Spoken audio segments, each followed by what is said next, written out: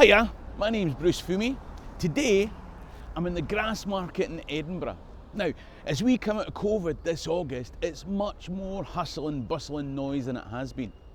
It's part of Edinburgh's historic old time that's normally hustling, bustling in August with Edinburgh Fringe visitors. Throughout the year, it hosts delighted tourists during the day and raucous stag and hen parties at night. But today, I want to tell you about events even more raucous than today's pre-nuptial celebrations. I'm going to tell you about the Porteous Riots and how it gave us a football team. If you're interested in the people, places and events in Scottish history, then click the subscribe button at the bottom right. In the meantime, let me tell you a story. Here in Edinburgh's Grassmarket, you can see the gallows etched out in the paving slabs. You can see the pub there called The Last Drop, which employs the cruel pun of squeezing the last nectar from a whisky bottle, or the last breath from a condemned life. Down the street on the first floor of the pub called the Beehive, you can still see the door of the condemned cell to this day, because the Grassmarket was a key location for public executions.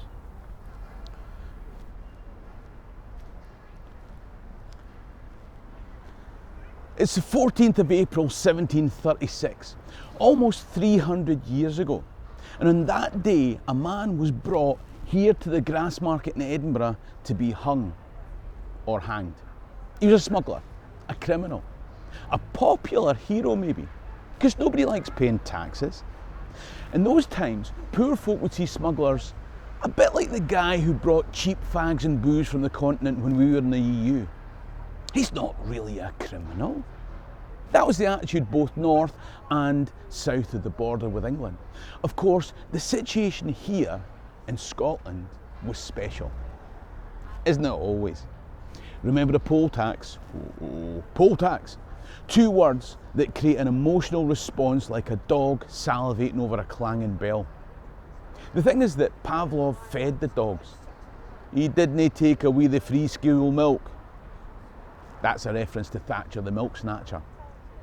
As my son grew up, he often used to ask me about society, politics, and many of the problems that we face in life today.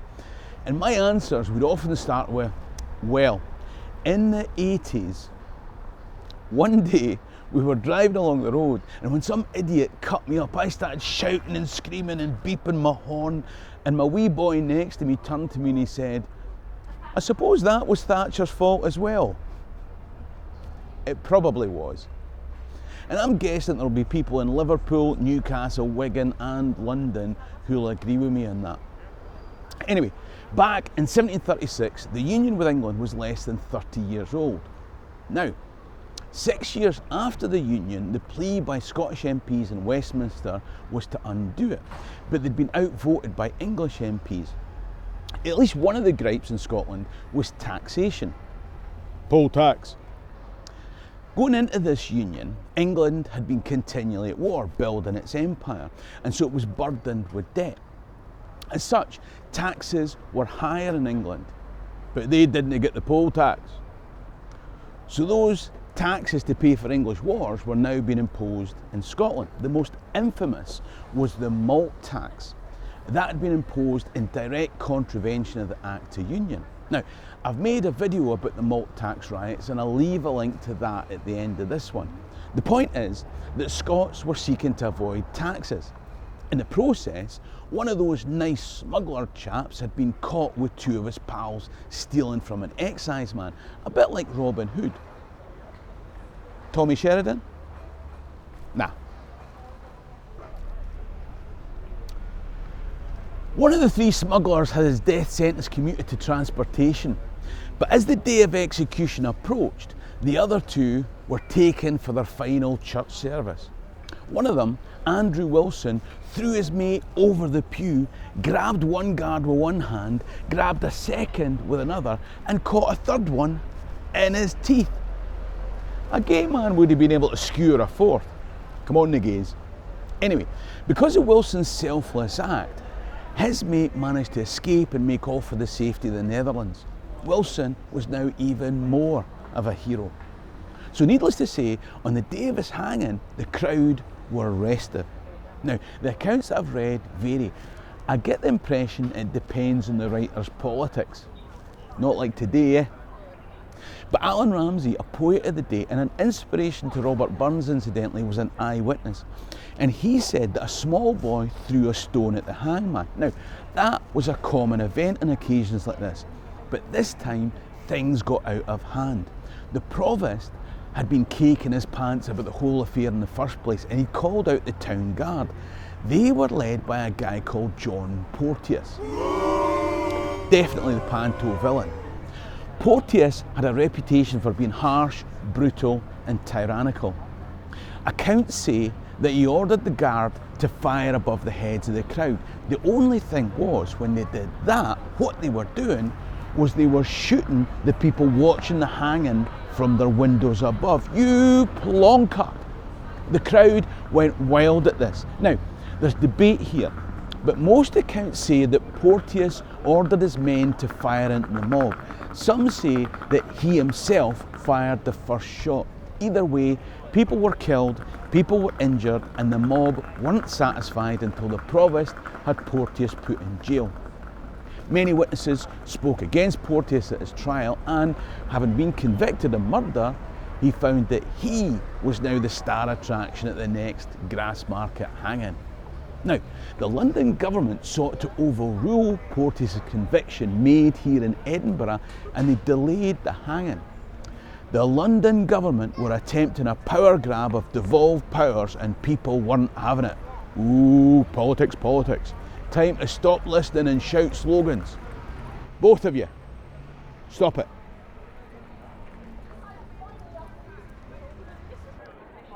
This is the busy Royal Mile in Edinburgh. Back then, the toll booth would have stood here. In Walter Scott's book, set in and around the Porteous Riots, it was called The Heart of Midlothian. The book was called The Heart of Midlothian. Later, it inspired the name of the local football club, Heart of Midlothian. Now this spot is now marked with a heart-shaped paving stones. This is the Heart of Midlothian.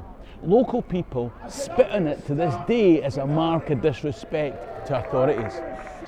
Although I think Hibs supporters have got other reasons. But anyway, the point is that the people of Edinburgh could see that London interference was a deliberate tactic to delay or even deny justice. A mob of thousands gathered, came to the toll booth at night, and they overpowered the guards, dragged Porteous back down to the Grassmarket and hung him in the most brutal fashion imaginable. I'll spare you the gory details. The government put up a reward of £200 for information leading to the capture of the perpetrators. £200 in 1736. And yet nobody talked. The London government proposed to downgrade Edinburgh from a city to a borough and disband the town guard. Eventually, London just fined Edinburgh £2,000. There's no doubt that Porteous was a pantomime villain, but everyone's entitled to due process. It's difficult to see who the real baddies are in this story. What it does show is that if it suits their immediate agenda, people will set aside proper procedure, morality and principle. Sometimes it's the Edinburgh mob, sometimes it's London politicians, sometimes it's both. But it's always Margaret Thatcher. To find out more about the malt tax riots, click the link coming up on screen now. In the meantime, ha' mín dóchas gún bí lama alive. Cheery and drastic.